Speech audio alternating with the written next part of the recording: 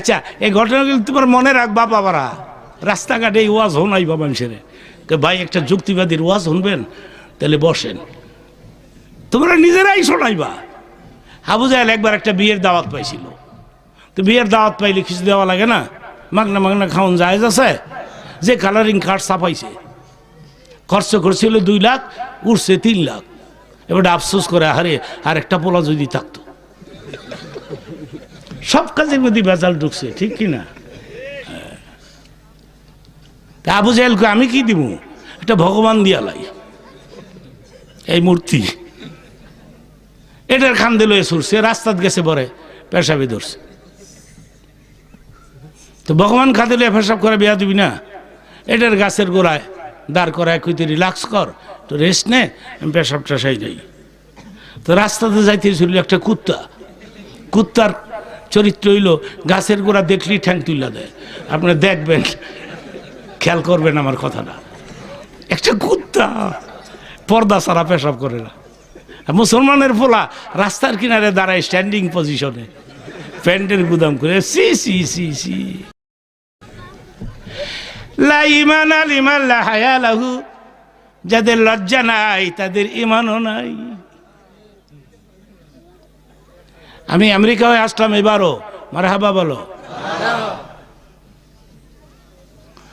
America একজন বড় doctor লিখছে, দাঁড়ায় পেশাব করলে পেশাব কমপ্লিট হয় না, কিছু পেশাব থলির মধ্যে থাকে, থাকতে থাকতে এটা পুরান হয়ে যায়, পুরান হতে হতে ইনফেকশন, ঘা হতে পারে, ক্যান্সার হয়ে যেতে পারে। ক্যান্সারের কোনো অ্যান্সার নাই। বসিয়া পেশাব করলে, ওই ডাক্তার এটাও লিখছে, বসিয়া পেশাব করলে পেশাব ক্লিয়ার হয়ে যায়। উপরের পেটের চাপ লাগে, উপরের পেটের চাপ নিচের পেটে গিয়া লাগে, লাগলে পেশাব পুরাটাই বার হয়ে যায়। ইদানিং বহু ইংরেজ খ্রিস্টানেরা বসিয়া বসিয়া পেশাব করা স্টার্ট দিছে, সোয়াবের নিয়তে না ক্যান্সারের ডরে। আর আমরা করি সুন্নত, জোরে কাও কি? যুবক বাবারা, তোমরা ওয়াদা দিলে খুশি হব যে যতদিন বাঁচবো কঠিন বিপদ ছাড়া দাঁড়ায় পেশাব করব না, ঠিক আছে? বলো ইনশাআল্লাহ, বলো মাশাআল্লাহ। কুত্তা এক তো গাছের গোড়া, আবার কি যেন একটা দাঁড়ায় রয়েছে, কুত্তার পুরা পেশাবের বেগে ধরছে। কুত্তা এই ভগবান সকবান, কুত্তা তো এগুলি চিনে না, কুত্তা তো আল্লাহরও চিনে, সুবহানাল্লাহ। আমি সব কথা বলতে পারবো না, কুকুর আল্লাহকেও চিনে।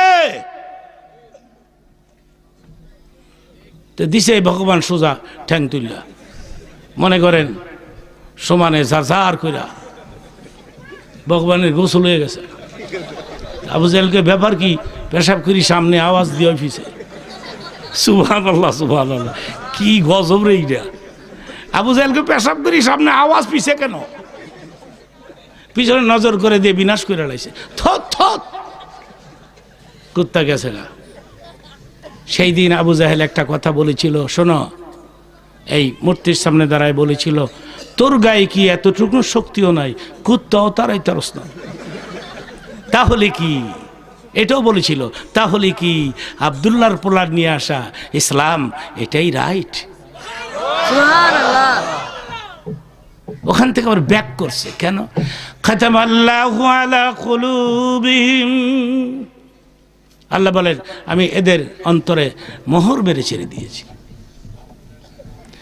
وجعلنا من بين أيديهم سدا ومن خلفهم سدا فأغشيناهم فهم لا يبصرون।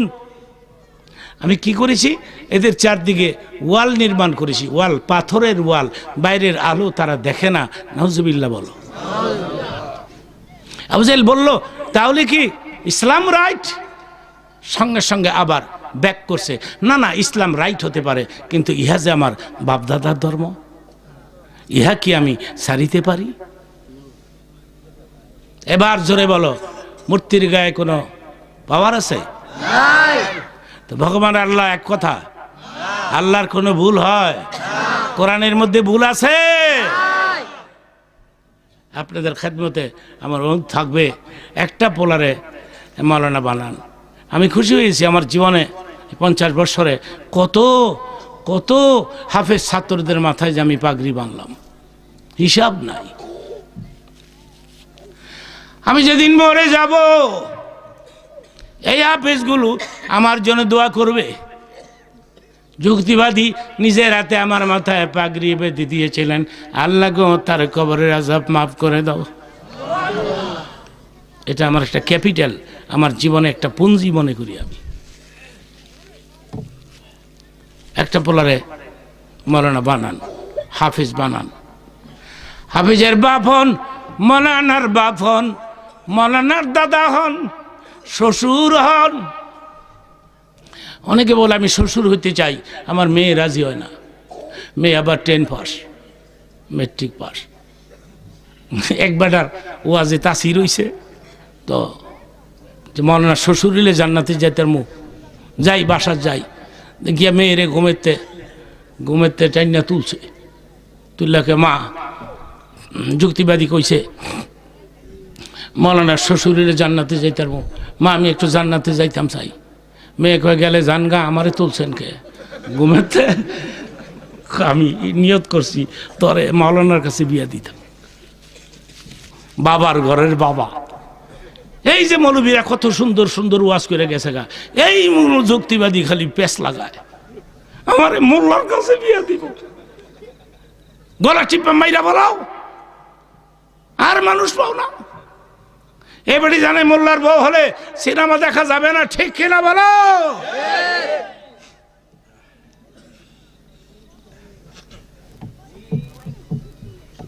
একটা কথা বলি তোমাদেরকে, গুলশান বনানী ধানমন্ডিতে যে সমস্ত মহিলারা, এরা তো আমাদের মানুষ মনে করে না, এরা মনে করে এগুলো আলাদা জাত। এই লম্বা কুর্তা মুর্তা, লম্বা কুর্তা পাঞ্জাবি, এগুলি দেখলে মনে করে এগুলি জিনের মধ্যে আরেক জাত। শোনেন, আমি মিথ্যা কথা বলি না, মাশাআল্লাহ বলেন। আমার এক বন্ধুর কাছে আমি শুনছি, আমি কি ঘটনা রাইট তো? ইয়াস। আমি কি বলতে পারবো আজে? ইয়াস। 2 বান্ধবী এই একসাথে লেখাপড়া করছে। একজনের বিয়ে হয়েছে হুজুরের কাছে, একজনের বিয়ে হয়েছে ইংরেজি শিক্ষিত অফিসারের কাছে। তো 10 বছর পরে 2 বান্ধবীর একসাথে দেখা হয়েছে। তো সেই একসাথে লেখাপড়া করছে, কেমন আছো তুই, কেমন, ভালো, ফলনা দলনা। যেই বান্ধবীর হুজুরের কাছে বিয়ে হয়েছে, এই বান্ধবী কয় দুয়ার আহিস, আমার একটা পোলা হয়েছে। এটা হই না, ইংরেজিওয়ালাটায় জিব্রাওয়ার দিয়ে একটা বার করে লাইছে, বার করে কামড় দিয়া কয় খস কি তোর না হুজুরের কাছে বিয়ে হয়েছে। এটা কি কস, কেয়ামত হয়ে গেছে। তো হুজুররা বিয়া করতো না, খালি বউর দিকে চাইয়া থাকবো, বাচ্চা মাচ্চা হয়তো না। ওই বেটি মনে করে মৌলবীরা মানুষ না, ঠিক কিনা বলো? একটা পোলারে মৌলানা বানান, মৌলানার বাপ হন। অনেকে বলে যুক্তিবাদী মৌলবী বানামু, মৌলবী হলে তো ভাত পায় না। তুমি যদি প্রমাণ করতে পারো পৃথিবীর কোনো দেশে একজন কোরআনে হাফেজ না খেয়ে মরে গেল, একজন মৌলানা রিক্সা চালাচ্ছে, আমি মাইকের সামনে আর কথা বলবো না, জোরে বলো ঠিক কিনা?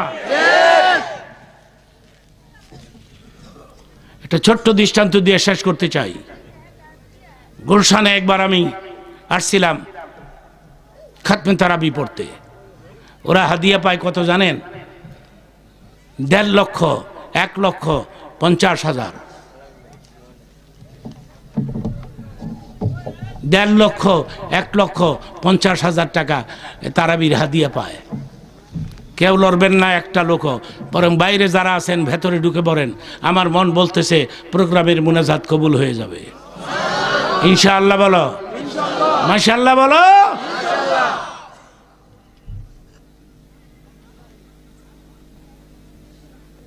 এখানে পিচ্ছি হাফেজ যে এটারে 50,000 টাকা দেয়। হাফেজরা কি চাইয়া টেয়া নেয়? আপনার দায়িত্ব আছে না? দেওয়া লাগে না? তো মনে মনে ভাবলাম কি, হায় রে, এত টাকা দেয় হাফেজ গো, তারা বিটা বইরা যাই দেখি কেমন তেলাওয়াত করে। প্রথম যে 8 টাকার পড়াইছে, এমন কণ্ঠ আমারে পাগল করে ফেলাইছে। নামাজ শেষ হয়ে গেল। আমি বললাম, বাবাজি, আল্লাহ পাক তোমাকে একটা চমৎকার কণ্ঠ দান করেছে, কোরআন তেলাওয়াত করে তুমি আমাকে পাগল বানাই দিলা। হাফেজ বলে, হুজুর আপনি তো আমাকে চেনেন না, আমি আপনাকে চিনি। কেমনি ছিল? আজ থেকে 20-25 বছর আগে আমাদের গ্রামে ওয়াজ করতে গিয়েছিলেন। ওই বছর আমি হাফজ শেষ করি, আপনি নিজের হাতে আমার মাথায় পাগড়ি বেঁধে দিয়েছেন। আমি বললাম, বাবা রে, ওই দিন আমি তোমার মাথায় পাগড়ি বেঁধেছি, কিন্তু তোমার তেলাওয়াত তো শুনি নাই। আল্লাহ পাক চমৎকার একটা কণ্ঠ তোমাকে দিয়েছে। আমরা একটা মসজিদ করেছি আমার বাড়ির পাশে, 4 তলা মসজিদ। আমি এয়ার কন্ডিশন লাগাই দিয়েছি, মানুষ যাতে করে প্রচণ্ড গরমে শান্তিতে নামাজ পড়তে পারে। বাবা, একবার যদি হয়, তুমি যদি যাইতা আমাদের মসজিদে, আমার মহল্লার মুসল্লিরা তোমার কণ্ঠে কোরআনের তেলাওয়াত শুনতো, আমি জানি তুমি কি পরিমাণের হাদিয়া পাও। না হয় ওর চাইতে বেশি হাদিয়া আমি তোমার দিব, যাইবানি। ছেলে উত্তর দিলেন, আমার মন চায় আপনার পেছনে সার্ভিস দেয়, কিন্তু গোরসানের লোকেরা যে আমাকে ছাড়ে না। আমি যদি বলি 5,000 টাকা বেতন বাড়াই দিতে হবে, আমি যদি বলি নট, আমি থাকবো না, তাহলে 5,000 টাকা বেতন বাড়াই দেয়। আবার নোট কইলে আবার 5,000 বাড়াই দেয়। আমি কই, তাইলে তুই এক কাম কর, তুই খালি নোট কইতে থাক। চিন্তা করছেন? মৌলবীর বলে বাদ পায় না, নোট কইলেই 5,000 বাড়ে। সেই জন্যে আমার বড় ছেলে মৌলানা আবু বকর সিদ্দিক ওয়াজ করে, দেখি আগামীতে আসলে আমার সাথে আমি নিয়ে আসবো। আমার ভাইরা, এই আমি বলেছি, তোমারে কেন মৌলানা বানাইছি জানো নি? কেন? আমি মরে গেলে তুমি আমার জানাজা পড়াইও। তোর বাবা মরে গেলে রে ঢাকাবাসী ধরে আসবে, কারণ ঢাকার এমন কোনো মহল্লা নাই তোর বাবার কণ্ঠ বাজে নাই। এখনো ঢাকাতে বড় বড় মাহফিল হলে যুক্তিবাদী ছাড়া হয় না। মারহাবা বলেন। এখনো তোর বাবার অনেক ছাত্র আছে, দৌড়ে আসবে জানাজা পড়াই দিতে। তুই দিস না, তুই নিজে জানাজা পড়া, তোর ভাইয়ের সাথে করে আমার লাশ কবরে নামাইয়ে দিস। আমি কবরকে ভয় পাই। আমি আমার নিজের কথা বলতেছি, কিন্তু কবরকে আমি ভয় পাই। আমি কেমনে থাকবো রে ঘোর অন্ধকার কবরে, আমার ভয় লাগে। মুনকির নাকির আমার প্রশ্ন করবে, আমি কি পারবো মুনকির নাকিরের প্রশ্নের উত্তর দিতে? আমি কি পারবো? ভয় লাগে আমার। নবীর আদরের বিবি খাদিজাতুল কুবরা বলে, নবীজি গো, মুনকির নাকিরকে আমি নিজে ভয় পাই। আপনি একটা কাজ করবেন, আমার কবর করিয়া কবরে মাথার পাশে দাঁড়ায় থাকবেন ততক্ষণ যতক্ষণ মুনকির নাকিরের প্রশ্নের জবাব আমি না দিব। খাদিজাতুল কুবরা, উনি যদি কবরকে ভয় পায়, আমি তো নাথিং, আমি তো জিরো। নবী বললেন, খাদিজা রে, ঠিক আছে, আমি কবরের পাশে দাঁড়ায় থাকবো। তখনও জানাজার সিস্টেম চালু হয় নাই। জান্নাতুল মুআল্লাতে কবর করে খাদিজার দেহ নামাই দিয়ে পাথর চাপা, কবরে মাথার পাশে দাঁড়িয়েছেন। মুনকির নাকির আসবে, খাদিজাকে প্রশ্ন করবে, কিন্তু মুনকির আসে না, নাকির আসে না, খাদিজারে প্রশ্ন করে না। নবীজি ভাবলেন, ব্যাপার কি? মুনকির নাকির তো সঙ্গে সঙ্গে আসে, আমার খাদিজার কবরে কেন আসে না? খাদিজারে কেন প্রশ্ন করে না? তখন আল্লাহ ডাক দিলেন, জিবরাইল রে, জলদি করে যাও মক্কাতে। আমার নবী খাদিজার কবরের পাশে দাঁড়িয়ে আছে, নবীর চোখে পানি নেমে গেছে। যাইয়া বলো রে, কবর ছেড়ে চলে যেতে, মুনকির নাকির আসবে না। মুনকির নাকিরের প্রশ্নের জবাব আমি আল্লাহ দিয়ে দিয়েছি। আমি কবরকে ভয় পাই। আমার ভাইরা, কবরকে ভয় করতে হবে। সেই জন্য আমার ক্যাপিটাল অর্জন করতে হবে, পুঁজি সংগ্রহ করতে হবে। ঠিক কি না বলো? আমি জানি এই একের পর এক আমি কথা বলতে থাকলে অধিক রাত হয়ে যাবে, আর আমাকেও কষ্ট দিবেন না, আমিও আপনাদের কষ্ট দিতে রাজি না। আমি ওয়াদা দিয়ে গেলাম আগামীতে আবার দেখা হবে। বলেন ইনশাআল্লাহ, বলেন মাশাআল্লাহ। আমি এখন তওবা করব, মুনাজাত দিব। এর আগে আমি তো আর কালেকশন, আমি আগেই বলেছিলাম একজন কালেক্টর বক্তা রেখে দিও, ও বেটা কালেকশন করবো না। আমি তো কালেকশন এখন করি না, জোয়ান থাকতে করতাম, এখন করি না। এই কায়দা মায়দা বুইলা লাইছি, কীভাবে কালেকশন করে মানুষের বয় রাখতে হয়, কিভাবে পকেটে টেনেও লাগে, এগুলি আমি জানতাম এক সময়, এখন আমি বুইলা লাইছি